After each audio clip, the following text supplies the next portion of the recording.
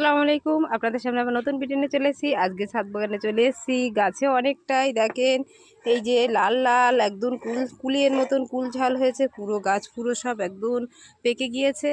আর তাই এখন তুলতে এসেছি। আর কিছু কিছু গাছ আজ দুদিন ধরে রোদ দিচ্ছে, গাছ সব কিছু কিছু সব শুকিয়ে যাচ্ছে।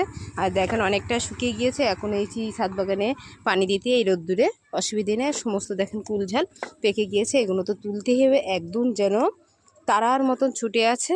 দেখেন সমস্ত গাছে এত ছোট ছোট এত মরিচ, এই জন্যে কাটতে চলে এসেছি। আরেকটা এসেছি, দেখেন এই শসা গাছে সবেদা গাছে কত বড় একটা শসা ঝুলে আছে। দেখেন এই দেখেন প্রচুর, দেখতে পাইনি, এত মোটা হয়ে গিয়েছে। দেখেন খাওয়া যাবে মনে হচ্ছে, সবে আর না দেখলে পেকে যেত, আর তখন নোয়াই যেত না। তো দেখেন একটার ওজন মনে হয় 400 গ্রাম হবে, তো বুঝতেই পাচ্ছেন।